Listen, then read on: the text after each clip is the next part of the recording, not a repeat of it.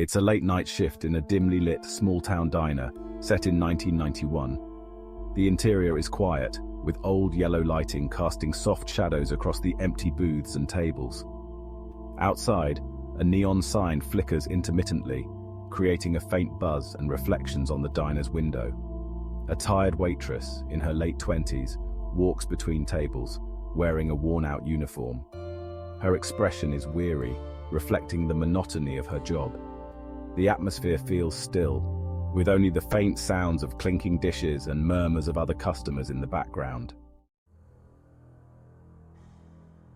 The door of the diner slowly creaks open. An unkempt couple walks in, their clothes messy, the man's shirt half-tucked and the woman's hair unbrushed. Behind them, a pale teenage girl who looks clean but withdrawn, follows silently. They sit down at a booth near the window, where the neon light flickers in a way that makes the scene feel eerie. The girl stares blankly ahead, while the couple looks worn and tired.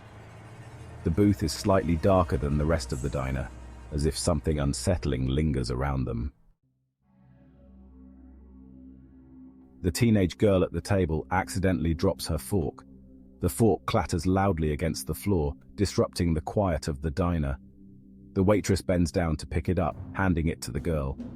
The girl's hand grips the waitress's hand a little too firmly, and her cold, hollow eyes lock onto the waitress's with a silent plea. The tension is subtle but palpable. Focus on the close-up of their hands as the fork is exchanged, and the brief, unsettling eye contact.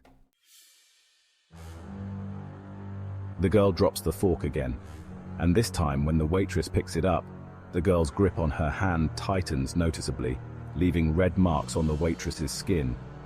Zoom in on their hands, showing the girl's pale fingers squeezing harder. The waitress's face shows discomfort and confusion. The background around them blurs slightly, isolating this tense moment between the two characters. The lighting grows dimmer around their table, heightening the unsettling atmosphere. The family leaves the diner, and the waitress approaches their table to clean it. As she picks up a plate, a crumpled napkin is revealed, hidden beneath it.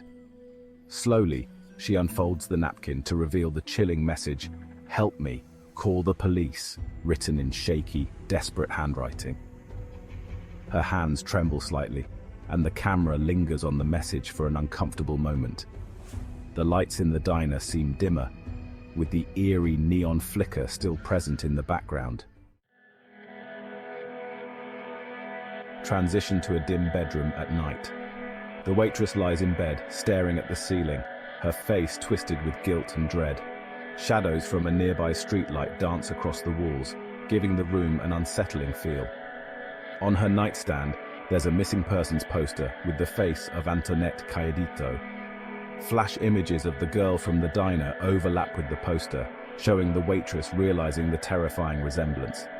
The haunting memory of the girl's pale face and desperate eyes flashes before her. Show a television screen flickering in a dark living room. The TV displays an old interview with Antoinette Cayedito's mother.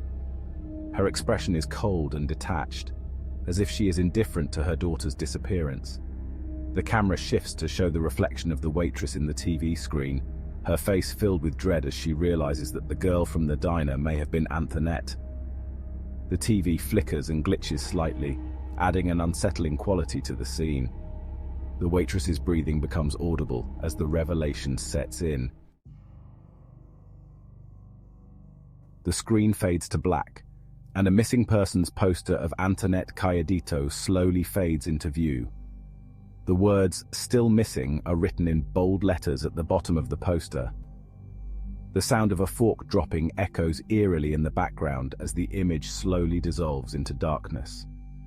The atmosphere is heavy with unresolved tension, leaving the viewer with a lingering sense of dread.